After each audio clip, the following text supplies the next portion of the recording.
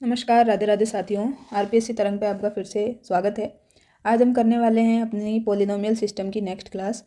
तो last class में हमने कुछ एक थ्योरी यहाँ पे डिस्कस कर ली थी पोलिनोमियल जो है बहुपद के बारे में। और आज हम जो भी थ्योरी है उसी को और आगे बढ़ाते हैं और कौन कौन से सवाल और हमारे आ सकते हैं इस टॉपिक से, पोलिनोमियल बहुपद से, तो ये देखेंगे। उससे पहले मैं आपको बता दूँ कि ये जो 4 क्वेश्चन मैं यहाँ पर आपको अभी शो करूँगी, ये हमारे 2025 का जो पेपर हुआ था, कौन सा 2025 का जो पेपर हुआ था उसके यहाँ पर क्वेश्चंस हैं, पीवाईक्यू क्वेश्चन है। तो एक बार इन क्वेश्चंस को आप देख लें, इनका स्क्रीनशॉट ले लें और खुद से सॉल्व करने की कोशिश करना एक क्लास कंप्लीट होने के बाद में, ठीक है। क्लास कंप्लीट होने के बाद में आपको ये चारों क्वेश्चन जो हैं, 4 क्वेश्चन ही मैंने दिए हैं, पुराने वाले क्वेश्चन पहले से कराए हुए हैं, तो वो आप देख सकते हैं वहाँ से भी, वापस से हम उनको भी करेंगे। लेकिन ये 4 क्वेश्चन नए हैं जो अभी हमारे 2025 में आए हुए हैं और इनको देख के आप घबरा गए थे, तो इनको देख के अब घबराना नहीं है।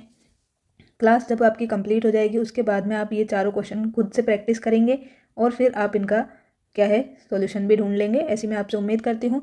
अगर आप रेगुलर क्लास में बने रहेंगे और आपसे नहीं होंगे क्वेश्चन तो भी मैं ये क्वेश्चन आपको नेक्स्ट जो क्लास होगी हमारी उसमें हम इस टॉपिक के पीवाईक्यू करेंगे। कौन से टॉपिक के? पोलिनोमियल के। प्लस हम यहाँ पे जो लीनियर क्या है, लीनियर इक्वेशन हम पढ़ने वाले हैं इसी के साथ में।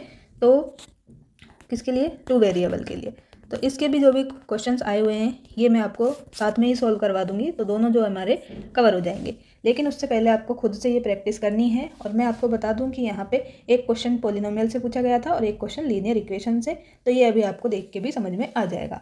तो देखो, पहला क्वेश्चन ये था कि यदि बहुपद अपने पास ये दे दिया है इन्होंने x की घात 3 और इस तरह से, ठीक है। तो x की घात 3 है, फिर x की घात 2 है, x की घात 1 है और यहाँ कुछ नहीं है कांस्टेंट के साथ, तो x की घात 0 है, क्योंकि x की घात 0 मतलब 1 होता है, ठीक है। ये आपको पता है। तो इन्होंने ये बहुपद दे दिया है हमें। अब ये सारा x में है तो हम इसको ही क्या लिखते हैं, px लिखते हैं। ये मैंने बताया है आपको लास्ट क्लासेज में। तो इसका एक शून्य इन्होंने दे दिया है हमें -1 और अन्य शून्य इन्होंने पूछा है। तो इस क्वेश्चन को देखने से आपको ये तो समझ आ रहा होगा कि इसमें हाईएस्ट घात क्या है, x की घात 3 है। px की जो हाईएस्ट घात है, मैक्सिमम घात, वो क्या है, वो आपको समझ में दिखाई में पड़ रही होगी कि क्या है, 3 है। तो इसके शून्य कितने होंगे? तो इसके शून्य भी कितने होंगे? 3 ही होंगे, ठीक है। तो इन्होंने क्या कर दिया, अपने को एक शून्य तो दे दिया और ये पूछा है कि अन्य शून्य बताइए। तो ये अन्य शून्य के लिए इन्होंने अपने को 4 ऑप्शन दिए हुए हैं। तो ये जो 2 शून्य बच गए हैं ये आपको फाइंड करने हैं। ये क्वेश्चन ने आपसे पूछा था, तो ये क्वेश्चन आपको पढ़ के इतनी जानकारी समझ में आनी चाहिए। उसके बाद में आपको क्या करना है ये हम आगे अभी सीख लेंगे, ठीक है। तो चलते हैं अब हम आगे। तो ये पहला क्वेश्चन था जो पूछा गया आपसे पोलिनोमियल से। ये सेकंड क्वेश्चन है जो आपसे रेखिक समीकरण के युग्म जो हम पढ़ेंगे अभी।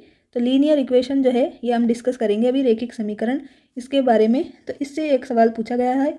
तो इसमें यहाँ पे 3 तरह के क्वेश्चन जो है सबसे ज़्यादा बनने की संभावना है, मतलब 3 रिजल्ट्स अगर आप याद करेंगे तो इस तरह के क्वेश्चन आप आराम से कर सकते हैं। और इक्वेशंस को सॉल्व करना आना चाहिए आपको, प्लस माइनस इनको करना आना चाहिए, बस ज़्यादा इसमें कुछ भी नहीं पढ़ना, इतना ही है। तो ये तो आपको 2 समीकरण दे देगा इस तरह से, ठीक है। और यहाँ पे दे देगा क्या आपको, अनंत हल विद्यमान है यहाँ पर, तो ये दिया है। और निम्न में से एक रिलेशन आपको जो है सत्य बताना है कि कौन सा ऑप्शन हमारा सही है, ठीक है।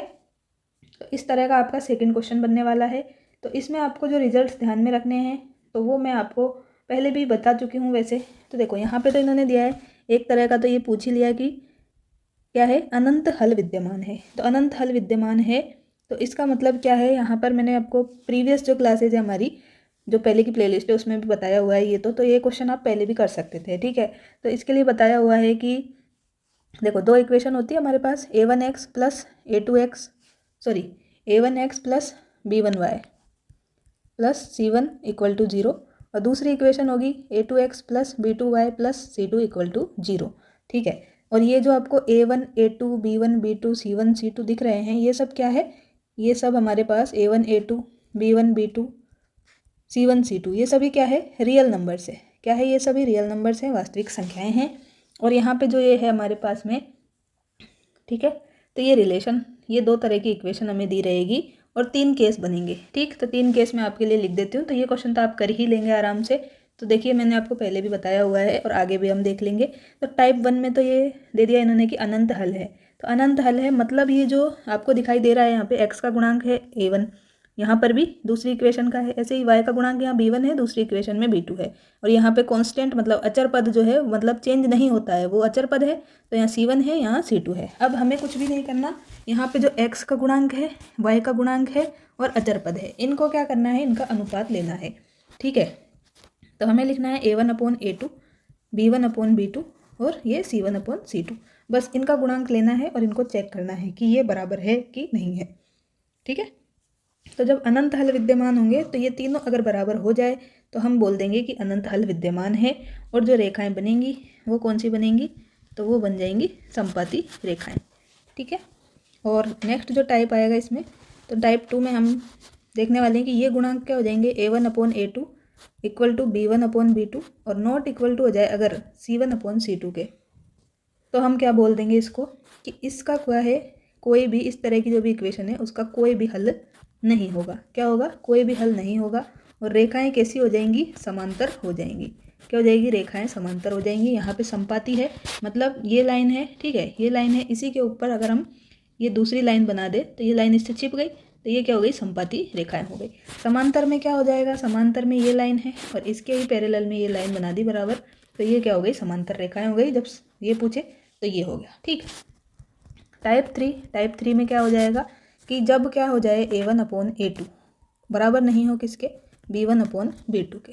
ठीक है, c1/c2 चेक करने की, कांस्टेंट को आपको चेक करने की ज़रूरत ही नहीं है। अगर यही दोनों बराबर नहीं है तो आपको कौन से हल मिलेंगे, यहाँ पे अद्वितीय हल मिलेंगे, यूनिक हल मिलेंगे, मतलब उसका एक ही सॉल्यूशन होगा, दूसरा कोई सॉल्यूशन उसका नहीं हो सकता है। और रेखाएं कब कैसी हो जाएंगी इस बार, तो रेखाएं हो जाएंगी आपकी प्रतिच्छेदी रेखाएं जो हैं ये आपको मिलेंगी, मतलब इंटरसेक्टिंग लाइंस आपको मिल जाएगी। ठीक है, तो इंटरसेक्टिंग लाइंस हमको मिल जाएगी, दोनों मैंने लिख दिया है यहाँ पर।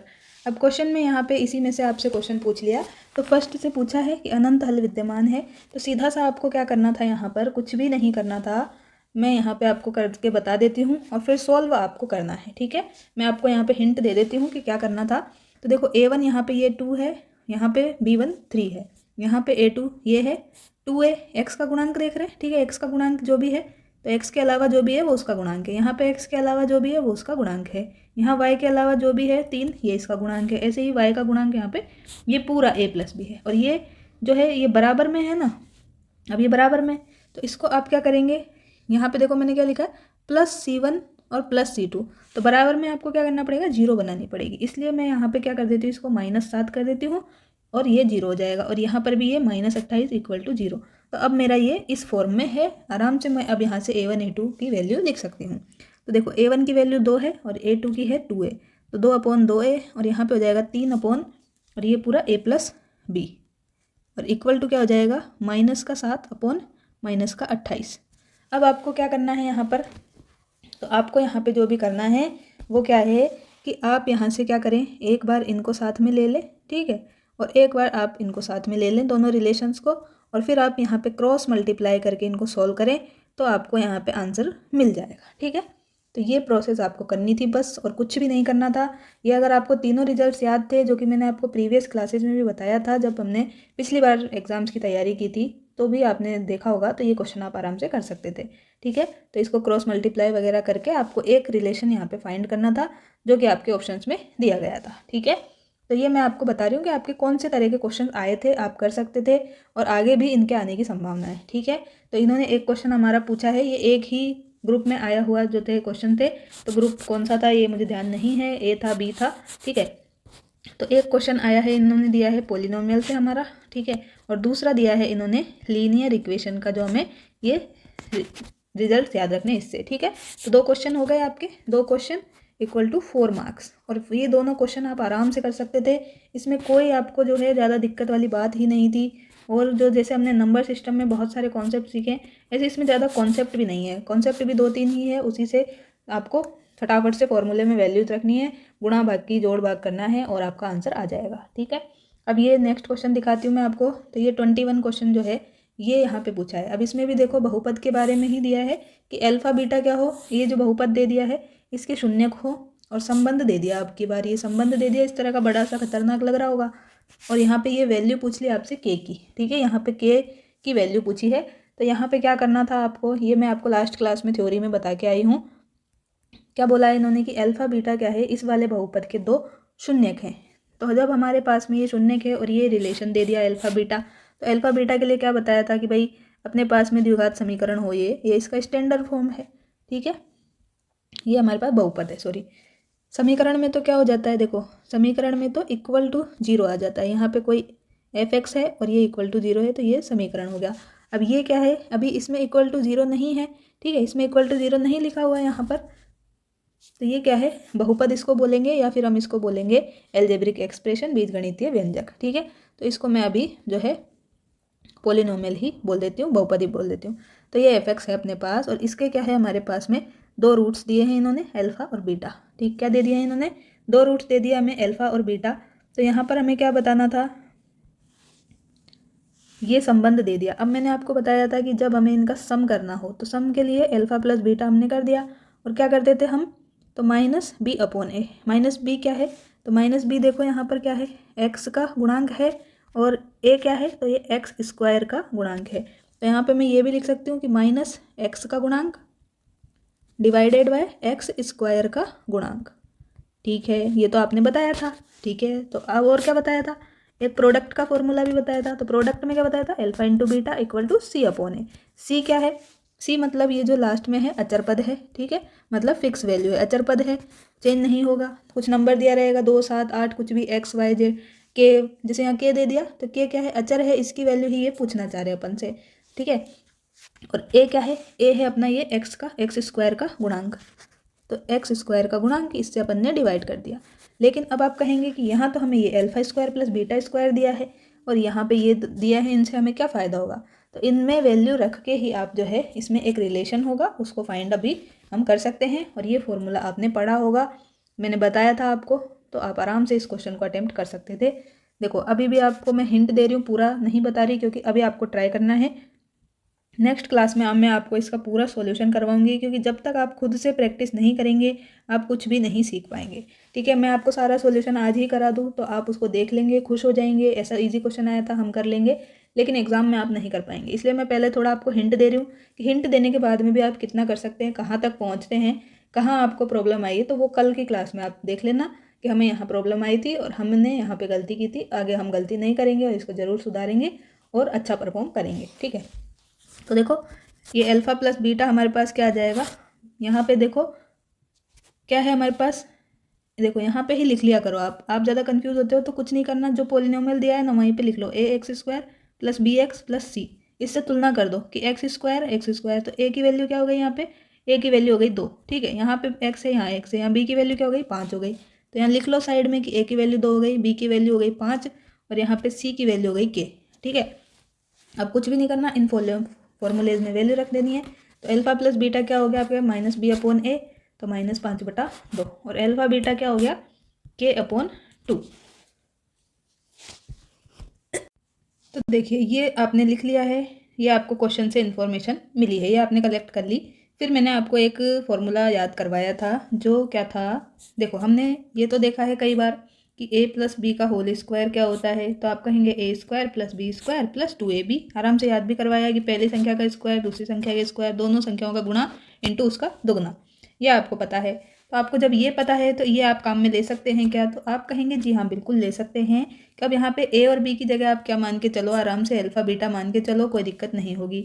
हमें ये दिया है, मतलब हमारे पास में ये दोनों वैल्यू दी है और ये हमारे पास में क्वेश्चन में यहाँ पर हमने प्राप्त कर ली है। तो कुछ नहीं करना, यहाँ पे हमें वैल्यूज़ पुट करते हुए चलते जाना है, जो कि क्या हो जाएगी, तो अल्फा प्लस बीटा मतलब ये -5/2 का होल स्क्वायर करना था। और ये तो हमें ये रिलेशन जो दिया है, ठीक है, तो रिलेशन क्या दिया है, 21/4 माइनस क्या दिया है, अल्फा बीटा। तो अल्फा बीटा जो है इसकी वैल्यू, ये अल्फा बीटा और प्लस 2ab मतलब ये क्या है अपने पास में 2 इंटू ये अल्फा बीटा, 2 इंटू k/2। ठीक है, ये है हमारे पास में। और ये अल्फा बीटा इसकी जगह भी हम क्या रखेंगे, तो ये माइनस का k/2 और प्लस k। तो इसको जब सोल्व करोगे तो माइनस का k/2 और प्लस क्या हो जाएगा, ये 2k, तो ये हो गया हमारा k/2 प्लस का। अब आपको कुछ भी नहीं करना, बस ये कैलकुलेशन करनी थी यहाँ पे ये वैल्यूज़ पुट करके।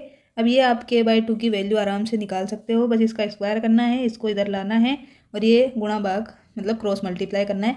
इतना सब मैंने पूरा ही अब बता दिया, लगभग आपको इतना ही करना था आपको, ठीक है। तो ये फॉर्मूला ज़रूर याद होना ही चाहिए, जो कि मैंने आपको पहले क्लास में बताया हुआ है। इसकी हेल्प से ये होगा, ठीक है, ये इन्फॉर्मेशन मिलेगी। और ये बेसिक फॉर्मूला जो नंबर सिस्टम में भी पढ़ा है अपन ने आराम से, उसी को यूज करके इन्होंने ये दे दिया। अब अल्फा बीटा में दे दिया था यहाँ पे, तो आप घबरा गए होंगे और आपने क्वेश्चन अटेम्प्ट ही नहीं किया होगा। नेक्स्ट ये पूछा था, अब इसमें देखो ए की शिफ्ट का है, लेकिन लीनियर इक्वेशन वाला जो चैप्टर है उसका नहीं पूछा है। यहाँ पे पॉलिनोमियल का ही दूसरा क्वेश्चन भी पूछ लिया। तो बहुपद दे दिया एक्स स्क्वायर प्लस ए+1 का एक्स इंटू प्लस बी के शून्यक दे दिए 2 और -3 है। तो फिर आपको ए की और बी की वैल्यू बतानी है। अब इनमें भी देखो 2 घात का बहुपद है, तो इसके जो है शून्यक कितने हो जाएंगे, 2 हो जाएंगे। जितनी घात का क्या है, जितनी घात का बहुपद है उतना ही क्या हो जाएगा, उसका शून्यक हो जाएंगे, 0 हो जाएंगे, ठीक है। मतलब उसके उतनी ही वैल्यू उसको संतुष्ट करेगी। जैसे 2 इसमें अगर आप रखोगे तो और -3, तो इसकी वैल्यू ये क्या देगा आपको, px मान लेते हैं, ये 0 आएगी, ठीक है। अब आपको बताना है कि ए की जगह क्या रखें और बी की जगह क्या रखें, तो ये आपको बताना था। और मैंने बताया था कि शून्यक अगर दिए हैं बहुपद के, तो हमें कुछ भी नहीं करना, वहाँ पे जहाँ जहाँ x है उसकी जगह पे उनको रख देना है। तो एक बार x की जगह 2 रख लेना, एक बार x की जगह -2 रख लेना। आपके पास में बनेंगी 2 समीकरण, क्या बनेंगी, 2 समीकरण बनेंगी।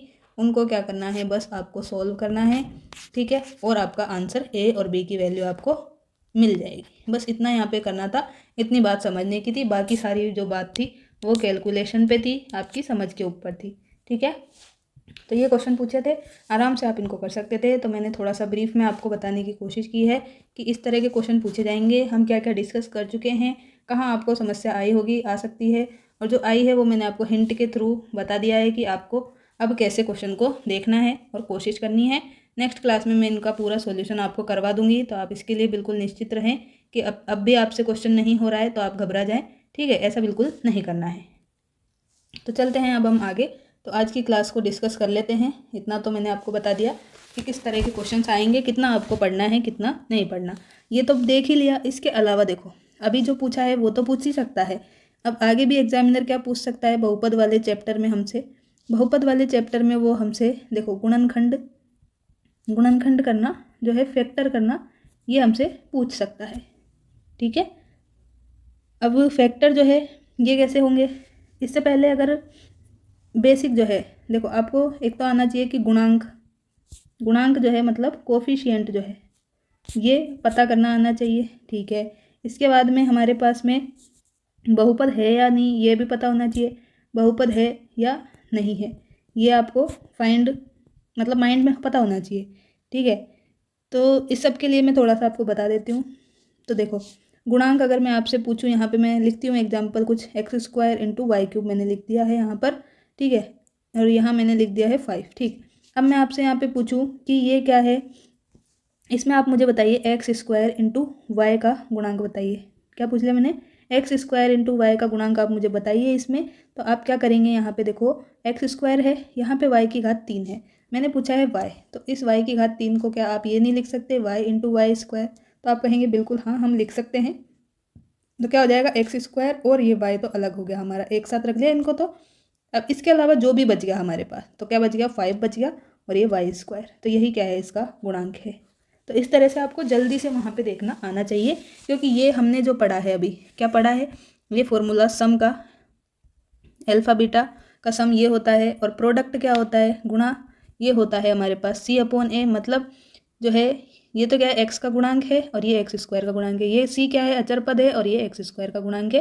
तो ये सब हमें जब भी पता पड़ेगी जब हम क्या है यहाँ पे जो है गुणांक अच्छे से फाइंड कर पाएंगे, ठीक है। अब मैं आपसे पूछूं यहाँ पे कि x² का गुणांक बताइए मुझे केवल, ठीक है, x² का। तो x² जो है ये देखिए यहाँ पे कि x² का गुणांक पूछा है, तो x² का गुणांक क्या हो जाएगा, ये 5 है अपने पास, और 5 x² के अलावा जो भी बच जाए, तो 5 बच गया, और y³, तो x² का गुणांक हो जाएगा 5y³, ठीक है। तो ये हो गया अपने पास में। इसके बाद में बहुपद है कि नहीं है, तो इसके लिए मैंने आपको बताया ही है कि भाई घात जो है वो हमेशा पॉजिटिव में होनी चाहिए, सीधा सा फंडा ये है कि घात पॉजिटिव में होनी चाहिए। तो इसका भी मैं 1-2 एग्जाम्पल पूछ लेती हूँ आपसे, तो आपको आइडिया लग जाएगा। जैसे मैंने लिख दिया 1/2 + x³ - 2x² प्लस रूट मैंने लिख दिया 8x।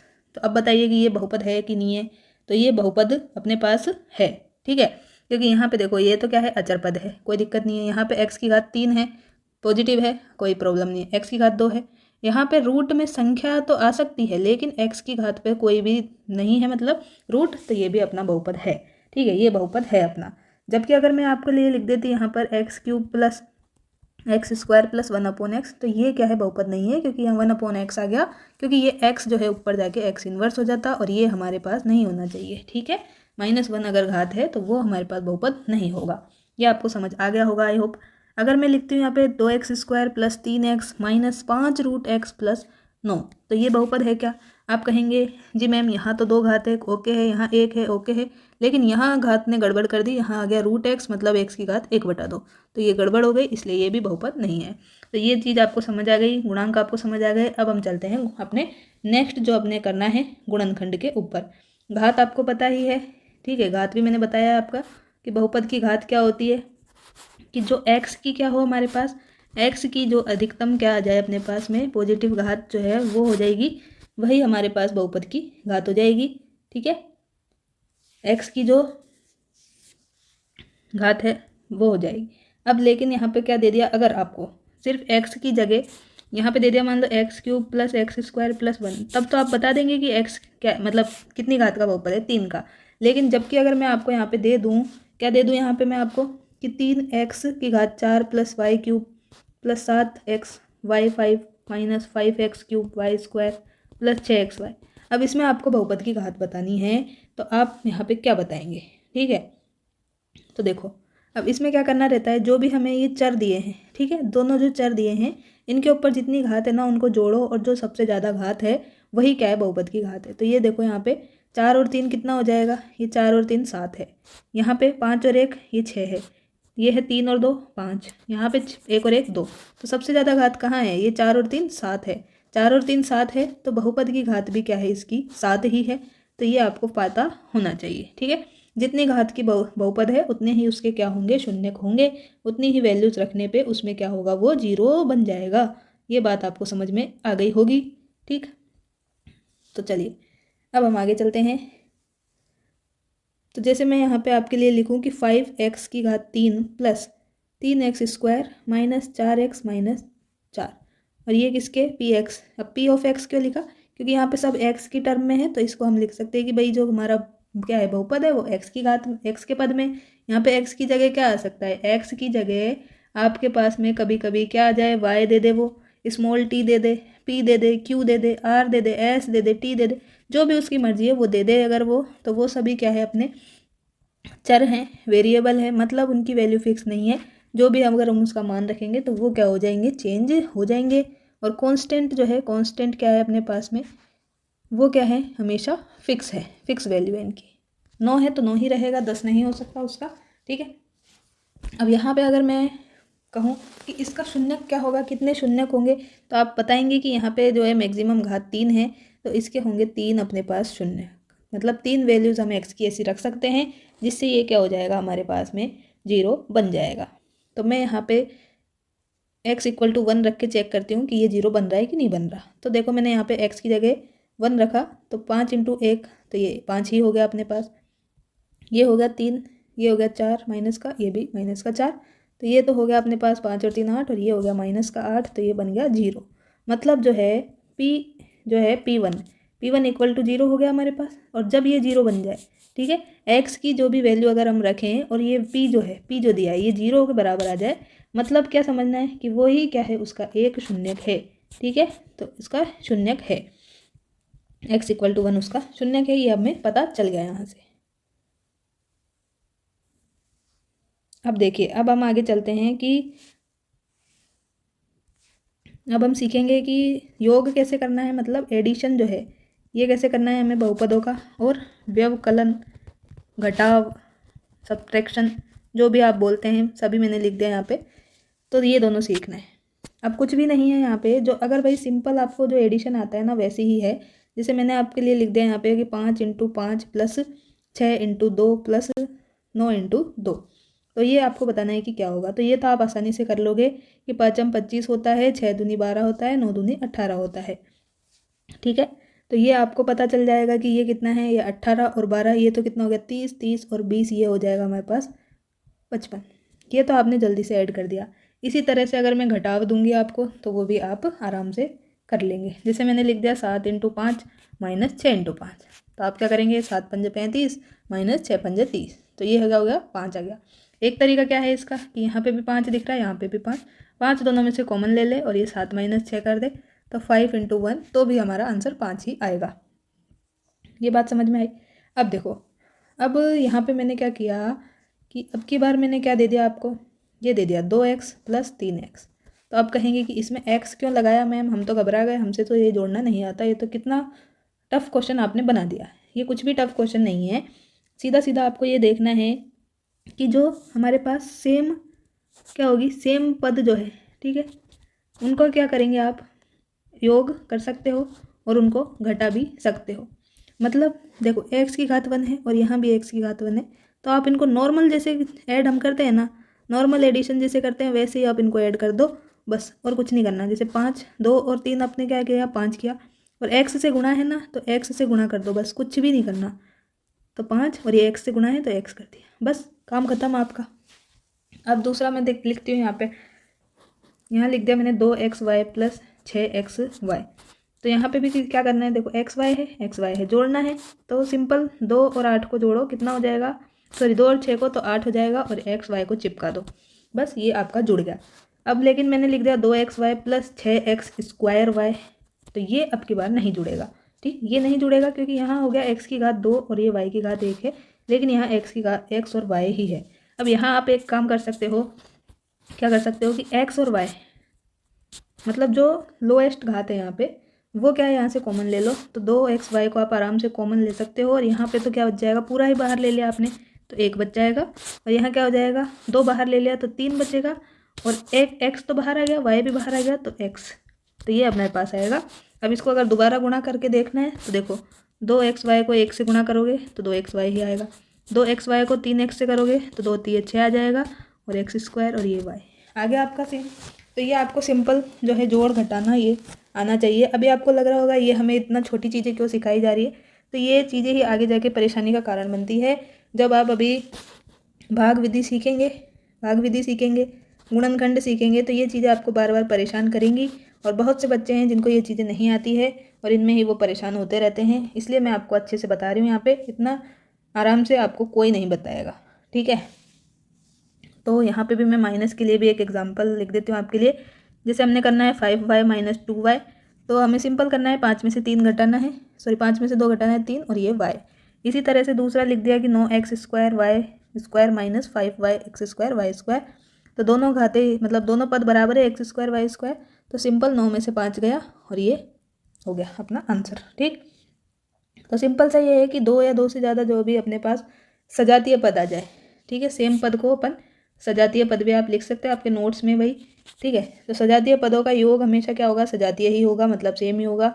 उनके जो भी गुणांक है, क्या है, उनके जो भी गुणांक है उनको क्या करना है, आपको ऐड करना है, और उनको क्या लिख देना है, लास्ट में ऐसे लिख देना है, बस सिंपल यही करना है। अब मैं आपके लिए 2-3 एग्जाम्पल और लिखती हूँ यहाँ पे, तो वो आपको करने हैं साथ ही साथ में। तो ये लिखा है मैंने पहला -3x + 4, और इसको क्या करना है, आपको जोड़ना है, ऐसे आ जाए, मान ले -3x + 4 और लिख दिया 2x² - 7x, इसका क्या करना है, एडिशन आपको करना है, जोड़ करना है, योग करना है, ठीक। अब क्या करेंगे आप, तो मैंने क्या बताया, सेम घात के पदों को अपन को जोड़ना है और बाकी को ऐसे के ऐसे ही रख देंगे। तो देखो यहाँ पे x की घात 1 है, यहाँ 4 है मतलब कांस्टेंट है, यहाँ पे भी कोई घात नहीं है, ये भी कांस्टेंट है। तो सीधा सीधा ये करो कि पहले सबसे बड़ी घात से स्टार्ट कर दो।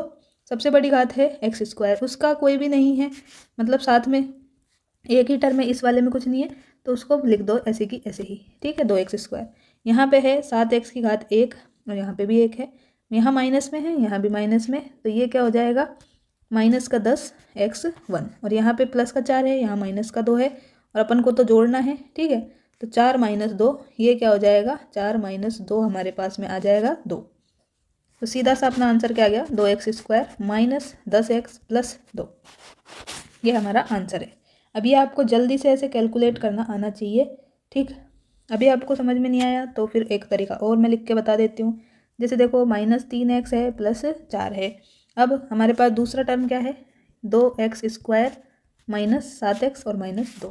अब मैंने क्या किया, यहाँ पर x की कोई भी घात मतलब 2 घात वाला पद नहीं था तो मैंने इसको यहाँ लिख दिया। x की घात वाले पद को उसके नीचे लिखा, जो कांस्टेंट था उसको उसके नीचे लिखा है। ठीक है, तो सेम घात वाले पदों को उनके नीचे लिखना है इस तरह देखो, और फिर हमें जोड़ते जाना है। तो 2x² में कुछ भी नहीं है, ये 0 है तो 0 जोड़ेंगे, कोई फर्क नहीं पड़ेगा। यहाँ माइनस है, यहाँ माइनस है, लेकिन हमें तो क्या करना है, प्लस करना है। तो प्लस कर दो यहाँ पर,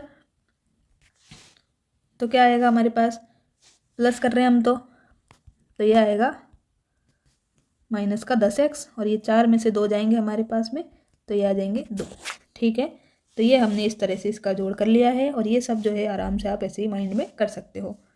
अब एक और मैं आपको करके बता देती हूँ। 5x + 3y -3/4 जोड़ना है। इसमें आपको करना है -2x + y + 7/4। इसको क्या करना है, ऐड करना है। तो देखिए क्या करना है, यहाँ पर ये x के पद हैं तो 5 में से 2 घटाएंगे, कितने आएंगे, 3। यहाँ 3 है और यहाँ कुछ भी नहीं है, मतलब 1 है ये। ठीक है, तो 3 और 1 ये हो जाएगा 4, और ये y लिख दिया। यहाँ -3/4 है, यहाँ +7/4 है, तो 7/4 -3/4। अब यहाँ पे हर सेम है, मतलब एलसीएम 4 ही है, और ऊपर की संख्या डायरेक्ट हम माइनस कर सकते हैं, तो आंसर आया हमारा 1। ये मैंने नंबर सिस्टम में बताया था कि ये हमने कैसे कर दिया है।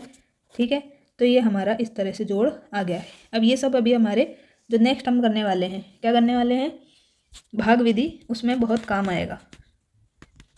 चलिए, तो ये हो गया होगा। अगर यहाँ माइनस होता तो माइनस के लिए भी देख लेते हैं। चलो, यहाँ तो प्लस था, अब माइनस का करा देते हैं एक एग्जाम्पल आपको। तो देखो यहाँ है 9x² -3x -2/7। इसमें से आपको क्या माइनस करना है, माइनस करना है माइनस का 4x² + 3x + 2/3।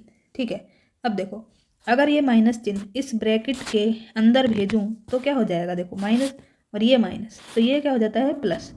माइनस और माइनस मिलके प्लस हो जाता है, और ये माइनस और ये प्लस, माइनस और माइनस ये जो प्लस है ये मिलके क्या हो जाता है, ये होगा माइनस।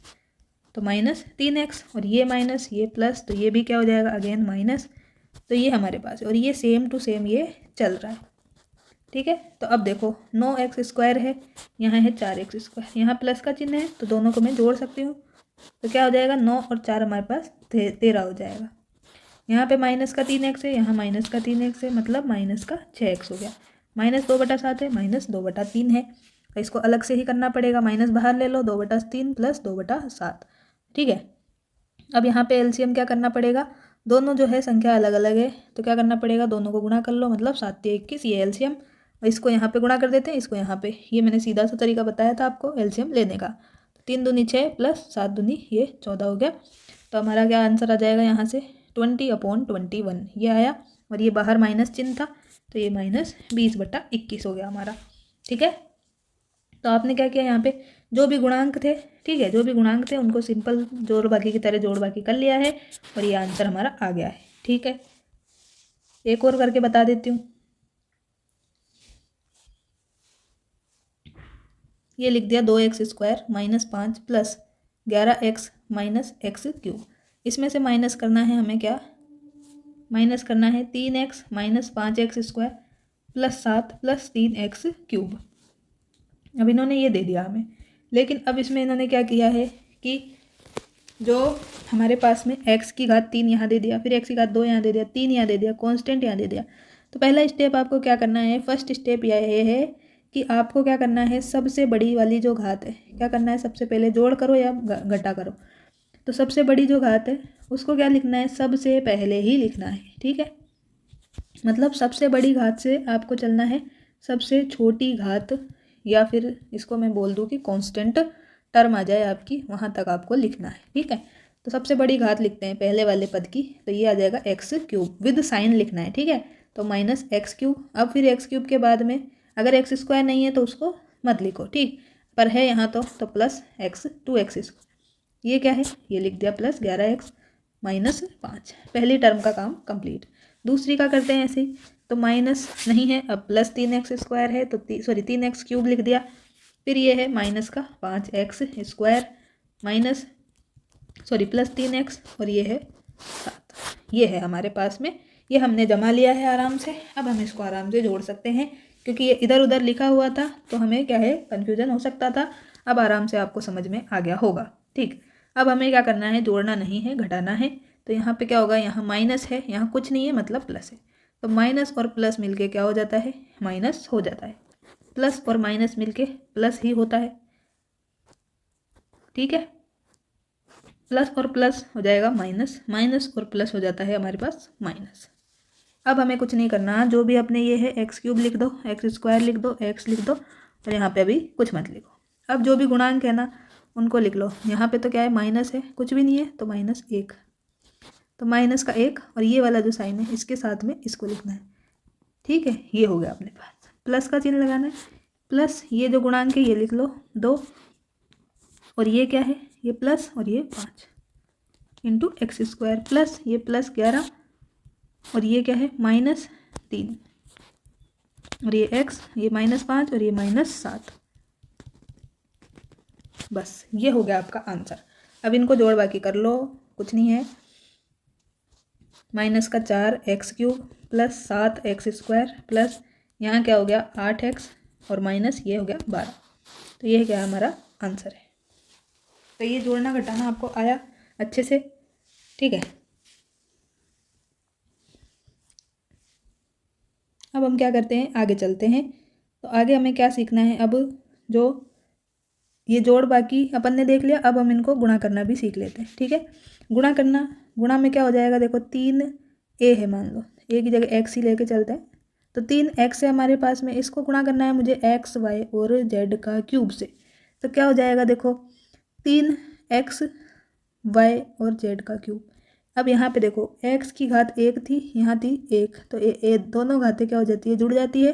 तो ये मैंने लिख दिया 2। ये क्या हो गया, इसका गुणा हो गया, क्योंकि आधार जब सेम होता है तो घातें जुड़ जाती है। ये मैंने बताया आपको, a की घात m इंटू a की घात n, तो क्या हो जाता है a की घात m प्लस n। वो रूल अपना यहाँ पे काम आ गया है गुणा में।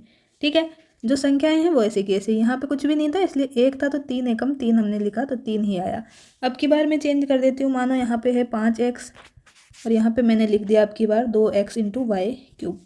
तो अब क्या करना पड़ेगा, जो संख्याएं हैं उनको तो नॉर्मल जैसे गुणा करते हैं वैसे कर दिया। तो -5 इंटू 2 तो ये -10 आ गया। और जो भी है x y और क्यूब, अब x यहाँ पे 1 घात है, यहाँ 1 घात है, तो दोनों जोड़ दी तो 2 आ गया। ये हमारा इसका गुणा हो गया। ठीक, और लिख देते हैं एक और एग्जाम्पल। तो ये अगर मैंने लिखा थोड़ा सा टफ लिख देते हैं, बड़ा लिख देते हैं। तो x square Y into -y square plus 2xy plus 1। तो अब क्या करना है आपको, जो ये x स्क्वायर वाई है इसको पहले इससे गुणा करना है, फिर इसको प्लस के साथ इससे और फिर देन इससे, तीनों से गुणा करना है। ये नहीं कि सिर्फ पहली वाली से गुणा करते हैं। हम क्या करते हैं जल्दबाजी में पहली वाली से गुणा कर देते हैं, बाद वाली को छोड़ देते हैं। तो ऐसा नहीं करना है भाई, वो बुरा मान जाएगी। तो अपने को सभी से गुणा करना है। ठीक है, तो देखिए मैं क्या लिखती हूँ, यहाँ पे एक्स स्क्वायर और वाई है, यहाँ भी वाई है और ये है। अब वाई की घातें जुड़ेंगी तो वाई की घात 1 है, ये 2 है तो 3 हो जाएगी और एक्स स्क्वायर ऐसे सेम, तो Y X square Y cube हो गया प्लस 2। अब यहाँ पे एक्स वाई से गुणा करना है इसको। ठीक, तो एक्स की घात 1 है, वाई की घात 1 है, यहाँ पे दोनों में जुड़ेगा। देखो एक्स की घात 2 और प्लस 1 मतलब एक्स की घात 3। यहाँ पे वाई की घात 1 और वाई की घात 1 तो वाई की घात 2 प्लस 1 से गुणा करने पे तो इसको कोई फ़र्क ही नहीं पड़ेगा, तो एक्स स्क्वायर इंटू वाई 1। तो ये हमारा क्या है आंसर है। और वाई 1 मतलब हम क्या है डायरेक्ट इसको वाई ही लिखते हैं। तो ये आपको गुणा करना भी अब समझ में आ गया होगा। ठीक है, अब मैं क्या करूँ, थोड़ा सा जो है बड़ा क्वेश्चन आपके लिए लिखूँ या फिर मैं आपको भाग बता देती हूँ। भाग बता देती हूँ, चलिए इतने में आप समझ जाएंगे, आगे भी हमारे आप देखेंगे। तो देखो भाग में डिवाइड में क्या करना है हमें, यहाँ लिखा है -12ax स्क्वायर डिवाइडेड बाय लिख दिया मैंने 4x। तो सीधा जैसे गुणा कर भाग देते हम, -12ax स्क्वायर बटा 4x। तो ये 4 से तो आपने ये 12 3 बार कट हो गया और ये x से ये कट हो जाएगा कितना x बार। ठीक, क्योंकि अगर आप इसको कट नहीं करें, मान लीजिए हमने कट नहीं किया तो ये -3 लिखा, a कांस्टेंट है ये ऐसे ही रहेगा और ये x ऊपर वाला x की घात 2 सेम रखी और ये क्या है 1/x है, ये क्या है 1/x है, तो ये ऊपर गया तो x की घात -1। अब क्या है, वही सेम आधार समान है, x तो घातें जुड़ जाएंगी, तो 2 - 1 हो जाएगा, तो -3 और x। तो ये भी डायरेक्ट ही आ सकता था, जब x से ये मैं एक कट कर देती। तो आगे हम जो भी करेंगे इस तरह डायरेक्ट कट कर देंगे, इस तरह बार बार ये रूल नहीं लगाएंगे, ठीक है। जैसे कि है क्वेश्चन नंबर 2 में मैंने लिख दिया आपके लिए 15x³ - 3x² + 18x। इस पूरे को आपको डिवाइड करना है किससे, 3x से। तो अब क्या करना पड़ेगा इसके लिए, 15x³ बटा 3x अलग कर लो। ये 3x का सब में भाग देना है, एक बार इसमें इसमें इसमें, और यहाँ पे इनको अलग लिख के बता रही हूँ मैं। ऐसा आपको एग्जाम में बिल्कुल नहीं करना है, ठीक है। आपको समझ आ जाए इसलिए मैं आपको यहाँ पे एक एक स्टेप बिल्कुल अच्छे से समझा रही। तो देखो x से x कैंसिल हो गया और 3 से ये हो जाएगा 6 बार। x से ये x कितनी बार, एक बार x बचेगा यहाँ पे। ये x से x तो ये 2 बार बचेगा, क्योंकि 3 - 1 कर दिया 2 बार। और यहाँ 3 से 3 गया, 3 से ये 5 बार। तो आंसर क्या है 5। x कितनी बार बचा, 2 बार। यहाँ पे x है और यहाँ पे +6। तो ये हमारा आंसर है। तो जोड़ बाकी गुणा भाग ये आप अच्छे से सीख चुके हैं, ठीक है। तो अब हम आगे चल सकते हैं। तो आगे देखो, आगे क्या करना है, अब हमें जो बहुपद को भाग देना है वो सीखना है। क्या करना है, बहुपद को भाग देना अब हम सीखेंगे। सारा मैंने बता दिया अब आपको कि हम भाई एडिशन कैसे कर सकते हैं, सब्ट्रैक्शन कैसे कर सकते हैं, मल्टीप्लाई कैसे कर सकते हैं और डिवाइड कैसे कर सकते हैं। चारों चीज़ मैंने आराम से समझा दी आपको, अच्छे से समझ में आ भी गई होंगी। अब हमें देखना है बहुपद को भाग कैसे दें, ठीक है। तो ये तो क्या था भाई, एक ही घात थी तो अपन ने डायरेक्ट ऐसे डिवाइड कर दिया। 2 होती 3 होती तो भी हम कर देते, लेकिन यहाँ पे इसमें अगर मैं कुछ जोड़ देती, मान लो 3x + 4 अगर जोड़ दिया मैंने, कुछ भी संख्या इसमें जोड़ देती, तो हम ऐसे डायरेक्ट भाग यहाँ पे नहीं दे पाते, ठीक। तो हमें क्या करना पड़ता है, ये वाली जो विधि है अपनी भागफल विधि, इसका फिर हम यूज करते हैं, ठीक है। और जो क्वेश्चन आपके आया था वो इसी पे बेस्ड था, इसी से आप उसका आंसर निकाल सकते थे। तो उसको अपन यहाँ पे देखते हैं, ठीक है। अब देखो सिंपल जो है, ये हमने नंबर सिस्टम में भी पढ़ा था। मानो अपने पास में ये संख्या है कि 20 को डिवाइड करना है 3 से, तो ये तो आप डायरेक्ट कर देंगे। कैसे करेंगे, 3 का पहाड़ा पढ़ेंगे जब तक कि 20 के पास में ना पहुँच जाए, ठीक है। तो 3 छिक्की कितना होता है 18। तो हमारे पास में, मैं ऐसे लिखती हूँ इसको जैसे हम नॉर्मली करते हैं। तो 3 छिक्के 18 हो गया, माइनस हमने ये 2 लिखा। अब हमें क्या करना रहता है यहाँ पे, तो देखो ये मैंने आपको बताया था कि ये जो संख्या रहती है जिसमें भाग देते हैं हम, ठीक है, तो वो तो क्या कहलाती है, भाज्य कहते हैं उसको। तो क्या कहते हैं, भाज्य कहते हैं। ये जितनी बार भाग गया है उसको क्या कहते हैं, भागफल कहते हैं। और ये जो जिससे भाग देते हैं, जिस संख्या से भाग देते हैं, वो होती है भाजक। क्या है, भाजक। और ये जो बचा है ये क्या है, शेषफल है। तो इसका मैंने फॉर्मूला एक बताया भी था कि क्या होता है हमारे पास में, भाज्य इक्वल टू भाजक इंटू भागफल और प्लस शेषफल। मतलब ये जो संख्या है हमारे पास में, ये जो संख्या है ये क्या होगी, इन दोनों संख्याओं का गुणनफल प्लस दिस, ठीक। तो ये जो 20 है इसको ही तो हम ये लिख सकते हैं कि इनको गुणा कर दे 3 × 6 और प्लस ये मैं शेषफल कर दूँ, तो 20 आएगा कि नहीं आएगा, चेक करते हैं इसको। तो चेक करने के लिए हमने किया 6 × 18 + 2, तो बिल्कुल सही है, हमारा 20 आ गया है। मतलब हमने जो भाग दिया है वो सही है। अब ये छोटे इस क्वेश्चन में तो आपको लग रहा होगा कि ये क्यों किया है, तो जब हम भाग विधि अभी देखेंगे तो उसमें आपको समझ आएगा कि हमने इसको क्यों किया है, ठीक। अब देखो मैंने मान लीजिए यहाँ पे लिख दिया आपके लिए, नेक्स्ट पेज ही ले लेते हैं। ये है हमारे पास में 2x + 3, ठीक है। 2x + 3 है, इसको इससे डिवाइड किसको करना है हमें, 2x² + 5x + 3, ये दे दिया हमें।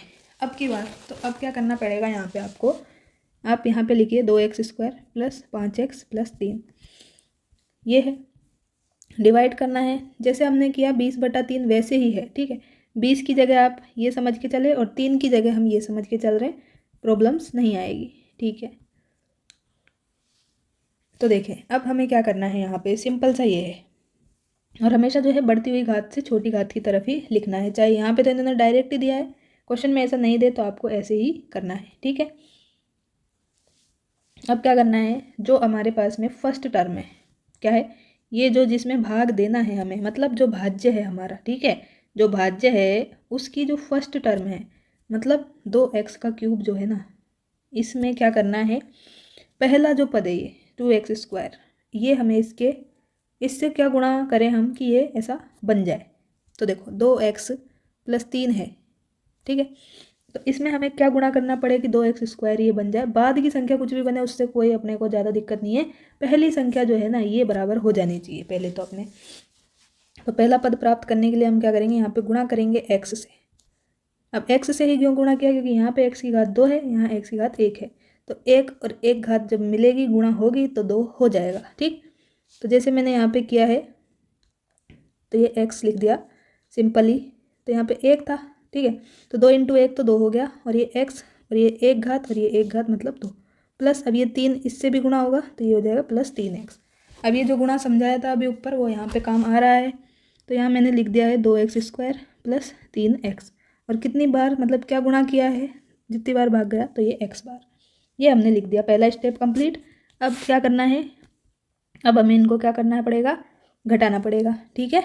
तो जब घटाएंगे तो पहला पद क्या हो जाएगा, ये सेम है तो 2x² में से 2x² गया तो ये कैंसिल, और 5x में से 3x गया तो ये 2x है, और ये +3 ऐसे कैसे ही हमने चिपका दिया, ठीक है। अब क्या करना है कि ये 2x + 3 जो है इसी से तो हम क्या करेंगे, इसको डिवाइड करेंगे जैसे हमने यहाँ पे किया था। देखो यहाँ पे तो सिंपल ही एक बार में ही आ गया था, हम दूसरा ले लेते हैं एग्जाम्पल। तो ये ले लेते हैं, ठीक है। अब देखो 3 एकम 3 लिख दिया, ठीक है, माइनस ये 10, अब 3 × 9 हो गया। अब ये है, तो हम यहाँ पे यही तो कर रहे हैं कि ये जो है 3, इसी से तो चेक कर रहे हैं कि इसमें कितनी बार भाग जा रहा है, क्या गुणा करूँ क्या करूँ। तो यहाँ पे अपन ने गुणा किससे किया, 3 को गुणा किया 3 से, तब जाके 9 आया, और ये 3 लिख दिया यहाँ पे, ठीक है। तो वैसे ही है, ज़्यादा कोई दिक्कत वाली बात नहीं है, समझिए बस ध्यान से। अब ये 2x + 3 है तो यहाँ पे भी 2x + 3 आना चाहिए। तो किससे गुणा करूँ इसको मैं, तो इसको गुणा कर देती हूँ 2x + 3 को एक बार, मतलब सेम यही तो लाना है क्योंकि 0 बनाना है मैं तो शेषफल। तो यहाँ पे मुझे +1 करना पड़ेगा, ठीक है। तो यहाँ पे क्योंकि अब बात किस में चल रही है, अपनी चर में चल रही है, तो ऐसा नहीं है कि यहाँ 1 और 3 लिख दिया तो यहाँ पे 1 + 3 अपन लिखेंगे। यहाँ पे संख्याओं की बात थी, यहाँ चर में है x में, इसलिए हमने ये +1 करके लिख दिया है। अब यहाँ पे भी अगर हम इनको घटाएंगे तो 2x में से 2x गया 0, और यहाँ भी ये 0, तो कुछ भी नहीं बचा अपने पास, 0, ठीक है। तो हम अगर इसको वापस से लिखें तो जब शेषफल प्राप्त हो गया, इसका मतलब जो है इसका एक रूट क्या आ जाएगा, तो ये आ जाएगा हमें x = -1, ठीक। अब आपने ये कर लिया, अब आप क्या करो, ये तो आपका आ गया, अब आप इसको चेक कर लो, अगर चेक करना चाहते हो तो कि ये इसका रूट है कि नहीं है।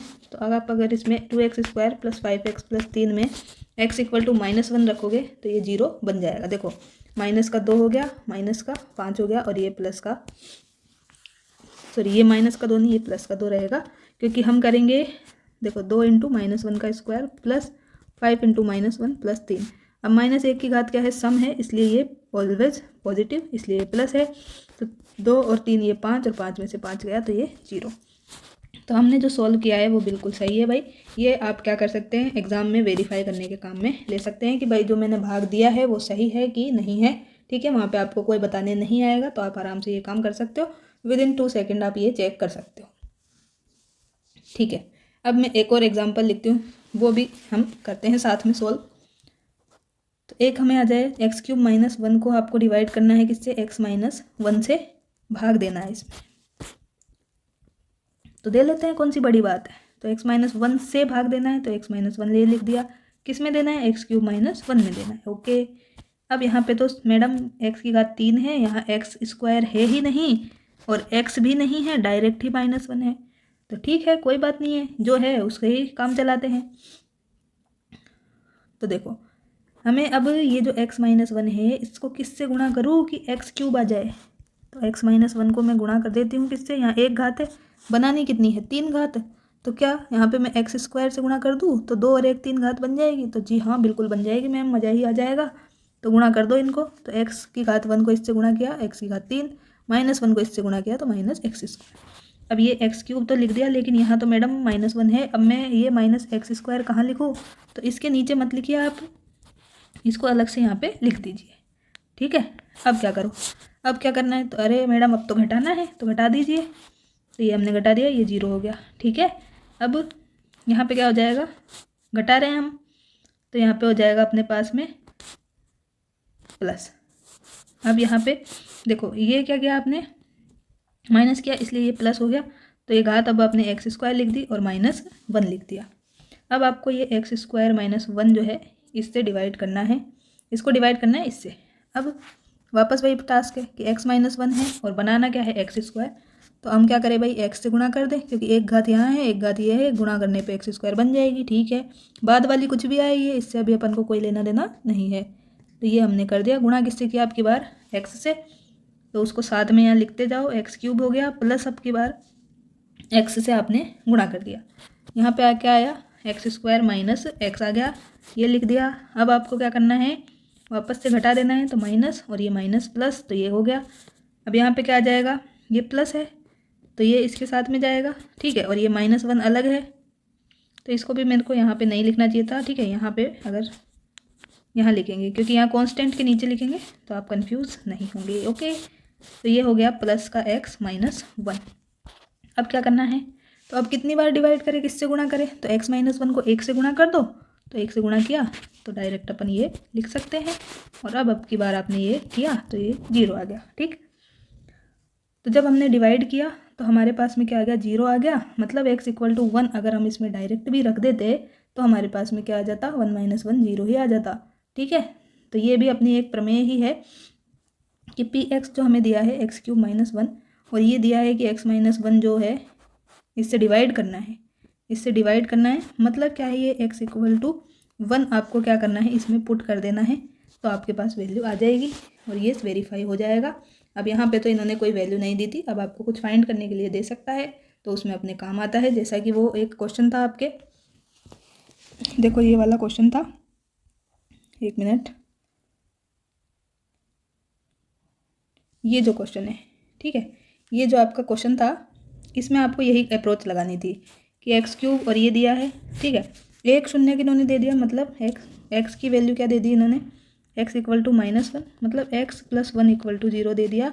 तो आपको क्या करना है इस क्वेश्चन में कि x + 1 जो है इससे डिवाइड करना है इस पूरे को, और जो भी आपके पास यहाँ पे क्या आएगा, जो भी भागफल आएगा फिर उसके अकॉर्डिंग आपको यहाँ पे अपने शून्यक बताने हैं। ठीक है, तो ये अप्रोच इसमें लगेगी। तो ये मैंने आपको अब बता दिया। तो दोनों क्वेश्चन आपके हो गए हैं आज के, मतलब चारों क्वेश्चन अब आप कर लेंगे आराम से। ठीक है, ये मैंने आपको अच्छे से समझा दिया है।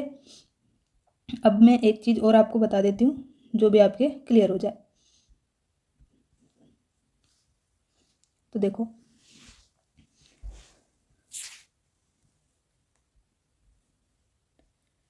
नेक्स्ट आपसे ये पूछ सकता है वो कि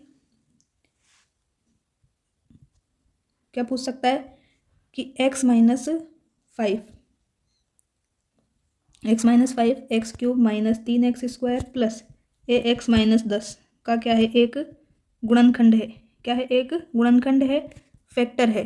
तो आपको क्या बताना है, a का वैल्यू बताना है। ओके, तो अब x - 5 क्या है, इसका एक गुणनखंड है। ये क्या है, हमारा एक पॉलिनोमियल है, fx है, इसका गुणनखंड है। तो हम क्या करेंगे, इसको x - 5 को = 0 करेंगे तो इससे x का वैल्यू हमें प्राप्त होगा 5, और ये जो x का वैल्यू हमें प्राप्त होगा 5 उसको हमें इसमें क्या करना है, पुट कर देना है।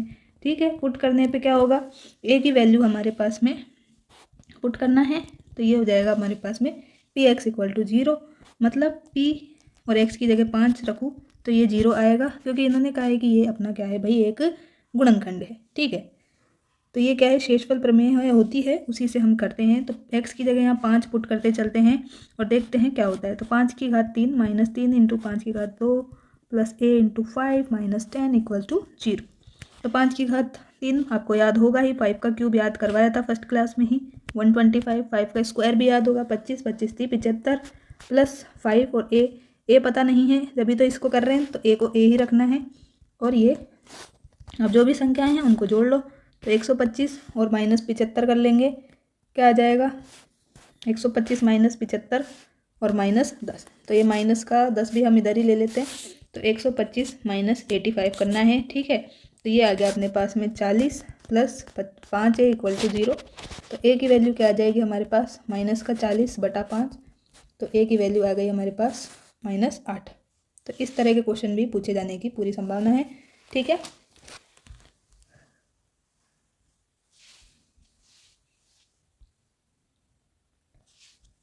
अब देखो दूसरा कैसे पूछ सकता है, दूसरा क्वेश्चन इस तरह से वो पूछ सकता है कि ए के किस मान के लिए बहुपद दिए हैं आपको, क्या दिए हैं बहुपद, 4x³ दे दिया माइनस ax² प्लस 2x-1, और दूसरा बहुपद आपको दे दिया कौन सा कि 3x³ plus 7x² minus 8x plus a।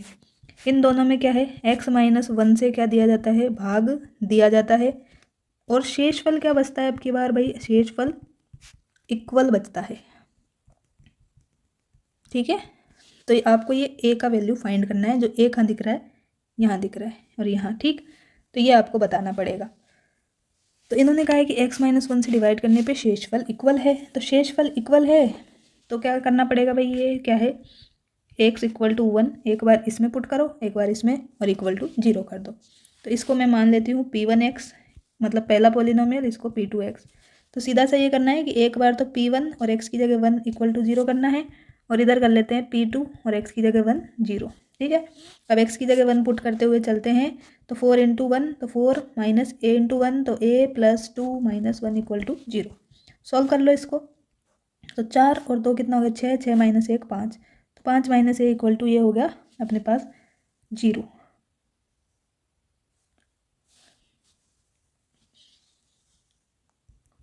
दूसरा क्या हो जाएगा यहाँ पर,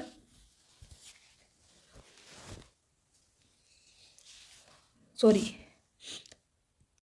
यहाँ पे जो है ये शेषफल इक्वल कहा है इन्होंने, ठीक है, शेषफल इक्वल कहा है, इसलिए हमें ये इक्वल अभी हम 0 नहीं कर सकते, ये थोड़ा सा करेक्ट कर ले, क्योंकि शेषफल कुछ नहीं रहता, 0 ही हो जाता है यहाँ पे, तो हम डायरेक्ट 0 कर सकते थे। अभी हमें पता ही नहीं है यहाँ पे क्योंकि a का वैल्यू क्या होगा, तो अभी हम इसको 0 के बराबर नहीं कर सकते हैं। ओके, सिर्फ हम पॉलिनोमियल की वैल्यू निकालेंगे और दोनों को बराबर कर देंगे, तब जाके क्या है हमें पता पड़ेगा कि हमारे पास में शेषफल मतलब a का वैल्यू क्या है। ठीक है, तो p2 जो है, p2 फाइंड करते हैं, यहाँ पे x की जगह 1 रखते हैं, तो 3 + 7 - 8 प्लस दिस, तो 7 और 3 ये 10 - 8 तो ये 2 + a। ठीक, अब इन्होंने कहा है शेषफल इक्वल है, तो ये जो आया है हमारे पास में p1 और p2, ये दोनों क्या है, इनका शेषफल बराबर है, तो 5 - a = 2 + a।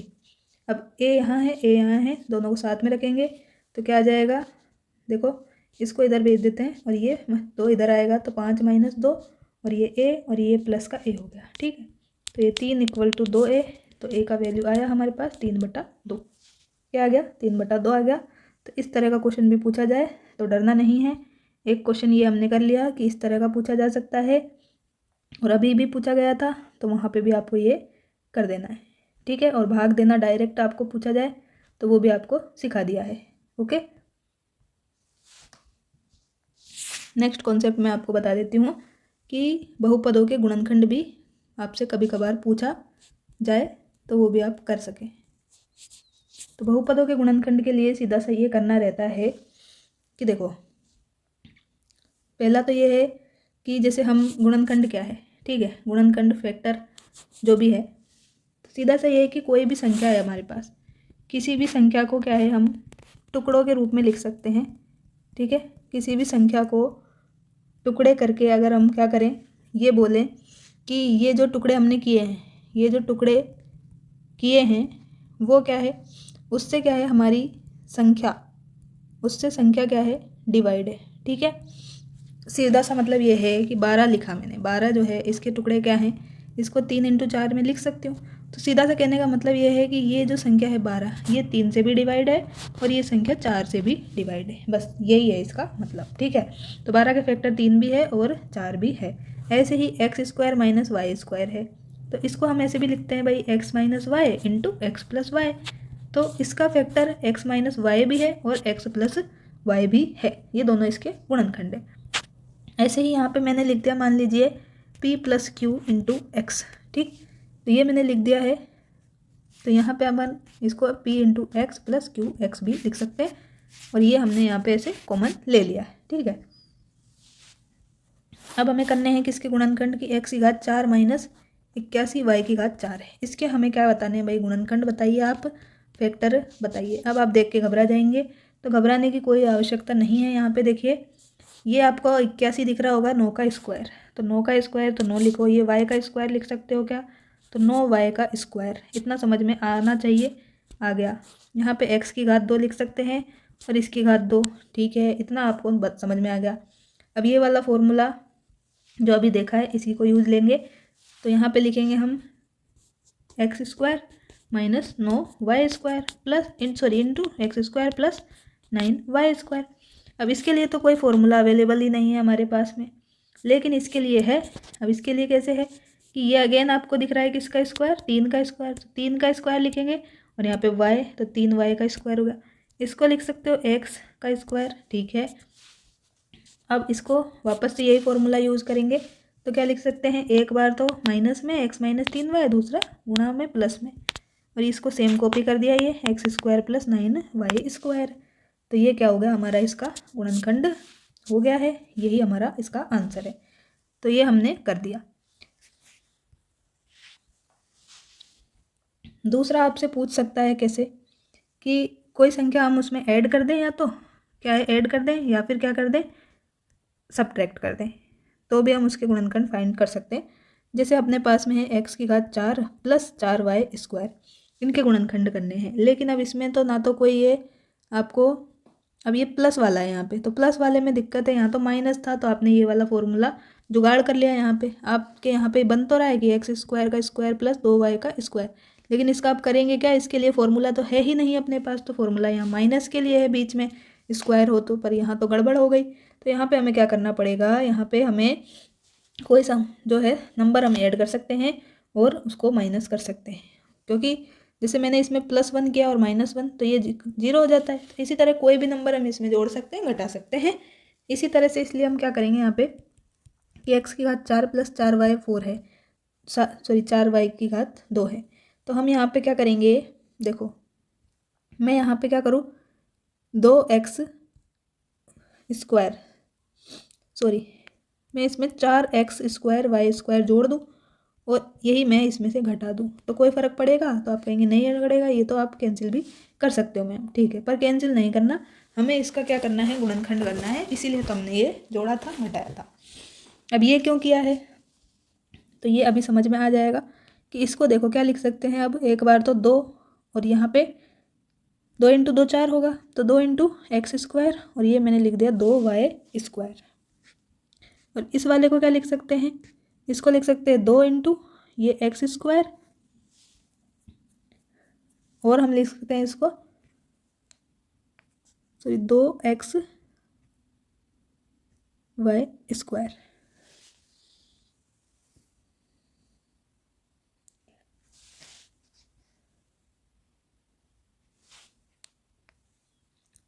ठीक है, मैंने ये दोनों लिख दिया है, इनमें कोई अंतर नहीं है।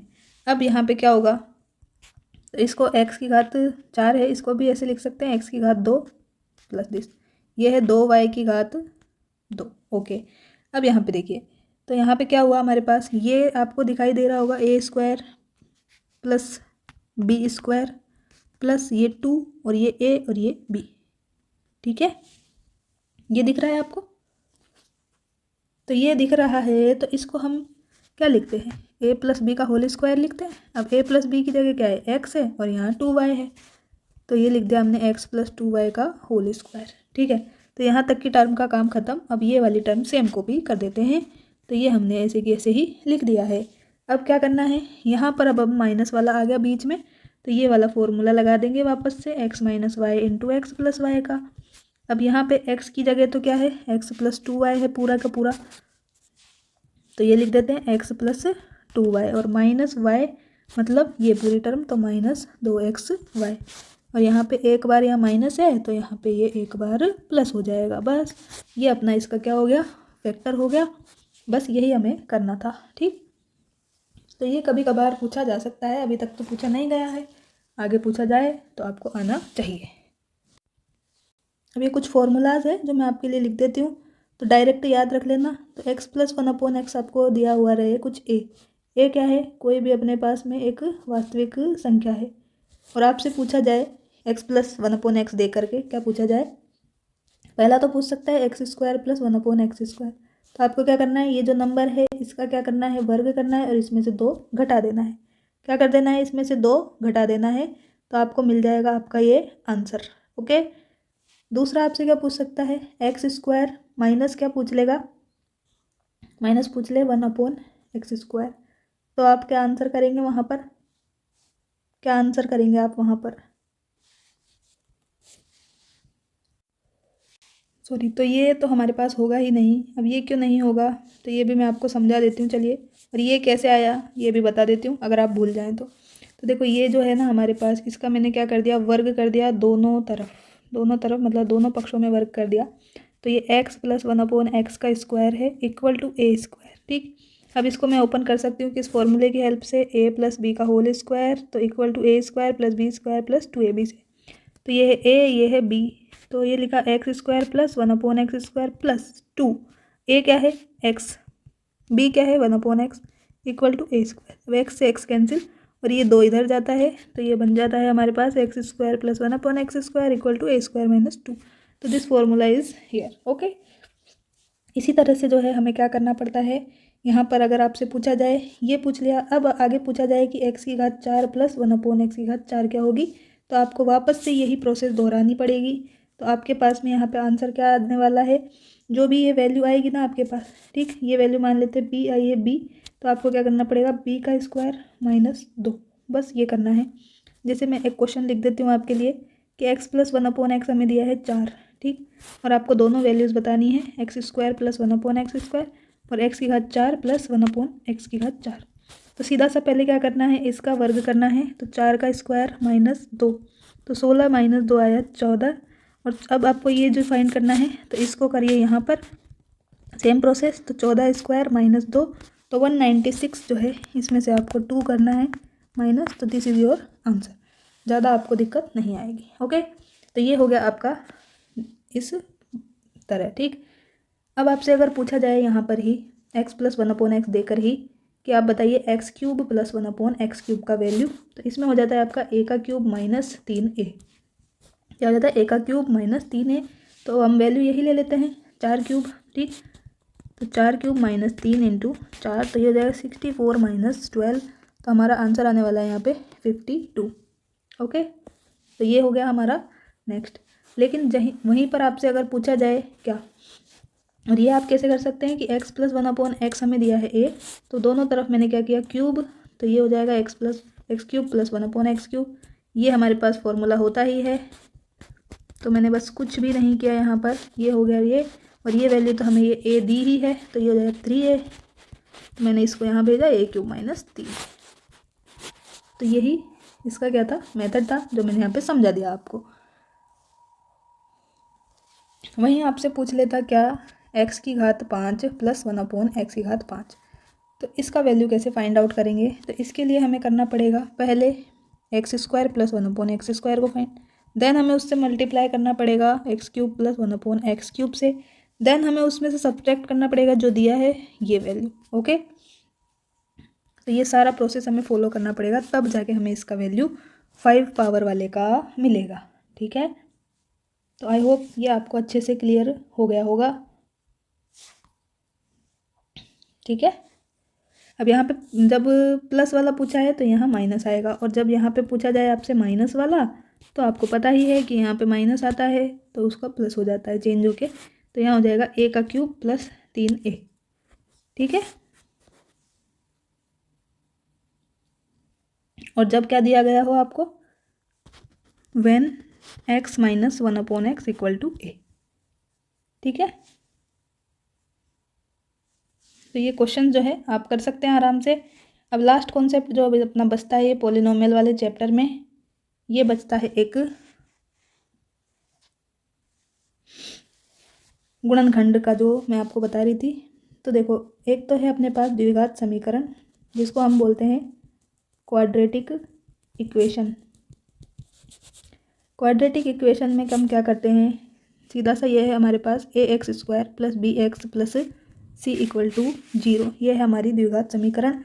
और इसमें हमारे पास जो मूल होंगे इसके, वो हम फाइंड कर सकते हैं कैसे, इस फॉर्मूले से, -b + -b² - 4ac/2a, इस फॉर्मूले की हेल्प से हम क्या कर सकते हैं, जो भी इसके दो मूल आएंगे, दो मूल अल्फ़ा बीटा जो भी आएंगे वो हम यहाँ पे फाइंड आउट इसकी हेल्प से कर सकते हैं। तो एक तो ये बात है। अगर आपको जो है डायरेक्ट अगर क्या करने हो, फैक्टर करने हो, क्या करने हो, डायरेक्ट फैक्टर करने हो, तो फिर आप क्या करेंगे, तो उसके लिए भी हमारे पास में क्या है, एक यहाँ पे एग्जांपल लेते हैं। मानो कि एक्स स्क्वायर प्लस क्या ले लेते हैं हम, 4x ले लेते हैं प्लस 4। तो इसके हमें क्या करने हैं, फैक्टर्स करने हैं, मतलब x की कौन सी दो वैल्यूज़ हैं जो इसको संतुष्ट करेगी। तो हमें यहाँ पे करना रहता है कि जो ये एक है और ये कांस्टेंट वैल्यू, इन दोनों का तो गुणा, क्या है, इन दोनों का तो गुणा करने पे वो संख्या आ जाए और यहाँ पे जोड़ने पे आनी चाहिए। ठीक है, तो यहाँ पे हम क्या लिख सकते हैं, ये हमें ढूंढना पड़ेगा। तो देखो, हमें गुणा करने पे तो क्या बनना चाहिए, 4, और जोड़ने पे भी 4 बनना चाहिए। तो इसके लिए क्या कर सकते हो कि 4 गुणा 1 कर सकते हो, लेकिन 4 गुणा 1 को जब आप ऐड करोगे तो ये तो बन जाएगा 5, तो फिर गलत हो गया। और दूसरा 4 कैसे बन सकता है, तो दूसरा 4 बन सकता है केवल 2 गुणा 2 करने पे, और 2 गुणा 2 को अगर अपन जोड़ेंगे तो ये 4 बन जाएगा। तो ये हमारा सही है गुणा। तो हम इसको क्या करते हैं, ये जो हमने लिखा है जोड़ने पे, तो इसको ब्रेक कर लेते हैं। ठीक, x square plus 2 plus 2 into ये एक्स प्लस 4। ठीक है, तो ये हो गया x square plus 2x plus 2x plus 4। अब क्या करना है कि यहाँ से x कॉमन ले लो, यहाँ से 2 कॉमन ले लो, तो ये हो गया x प्लस 2, ये हो गया दिस। अब ब्रैकेट में सेम जब बन गया है कि x प्लस 2, तो इसको भी बाहर ले लिया।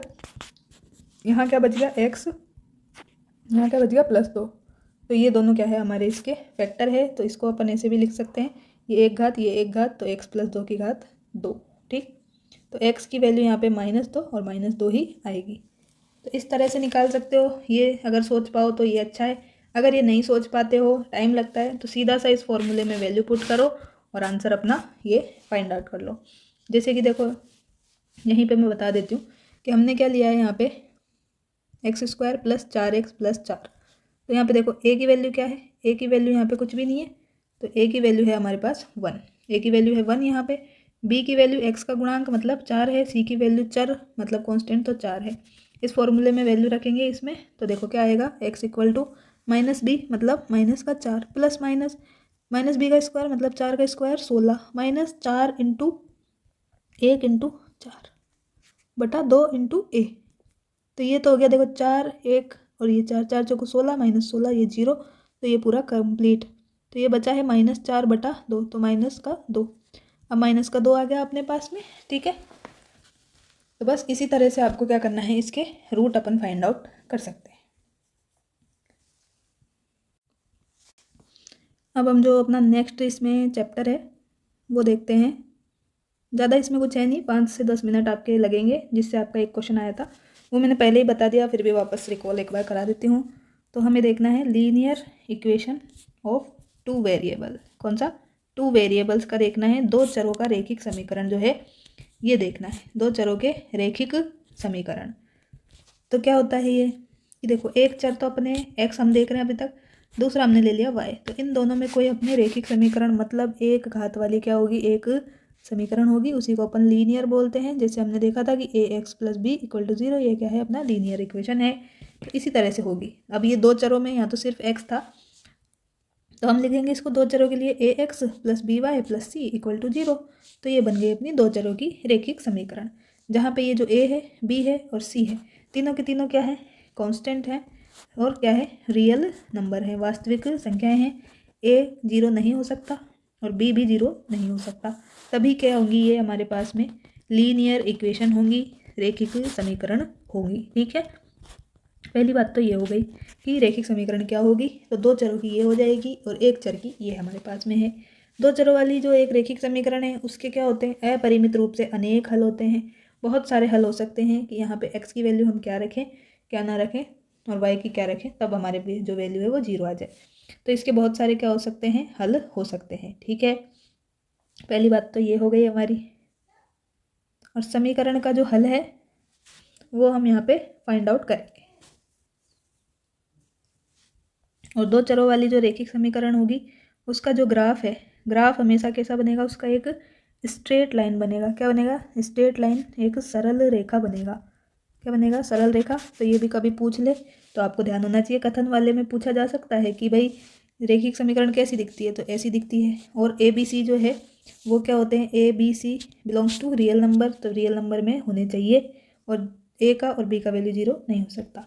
ठीक है, तो पहली बात तो ये हो गई हमारी। अब दूसरा हम देखें यहाँ पे, तो दूसरा हमें जो है इसके केस देखने हैं कि समीकरण जो है ये इनके क्या देखने हैं, युग्म देखने हैं, पेयर्स में जो बात करते हैं। तो 3 टाइप के केसेस हैं, 3 टाइप से, बस आपको कुछ नहीं देखना आगे। तो एक तो अपने एक इस तरह की इक्वेशन दे रखेगी, ठीक है, ये क्या है, जनरल फॉर्म है। क्या है? जनरल फॉर्म है, a1x + b1y + c1 = 0।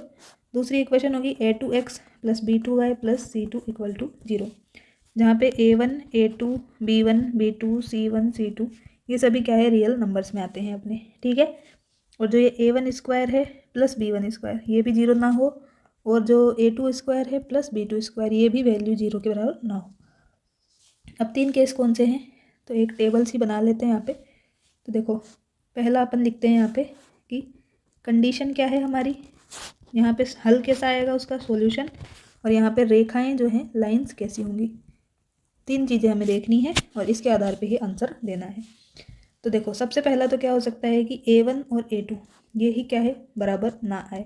a1 a2 क्या है, तो a1 देखो x का कोफिशिएंट है पहली इक्वेशन में, दूसरी इक्वेशन में x का कोफिशिएंट a2 है, यहाँ पे y का कोफिशिएंट b1 है, यहाँ दूसरी में b2 है। ये c1 c2 क्या है, कांस्टेंट है।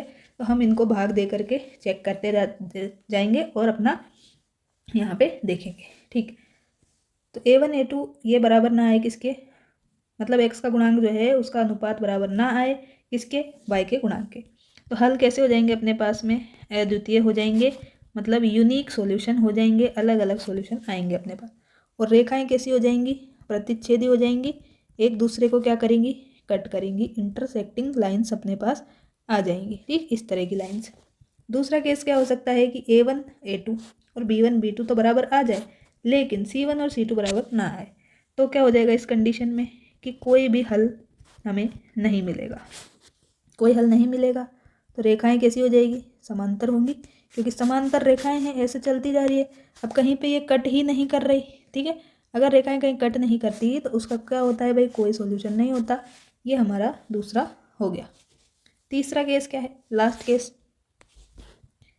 तीसरा केस है कि a1 और a2 बराबर हो b1 b2 के, और ये बराबर भी हो जाए c1 c2 के। तो क्या होगा, तो हमारे पास अनंत हल होंगे, बहुत सारे हल हमारे पास हो सकते हैं।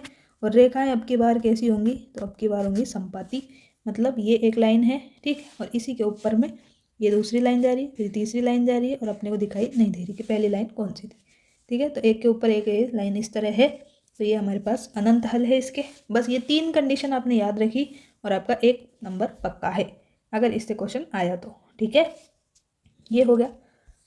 अब मैं आपको इस पे बेस्ड जो क्वेश्चन है वो भी बता देती हूँ कि कैसे कैसे आ सकते हैं।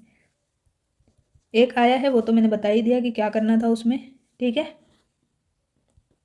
तो आपको वैसे ही दिया रहेगा कि देखो युगपत रेखिक समीकरण दे दी 4x - 5y + 8 = 0। दूसरा दे दिया 12x - +15y - 24 = 0 के कितने हल होंगे। ठीक, कितने हल होंगे ये पूछ लिया आपसे।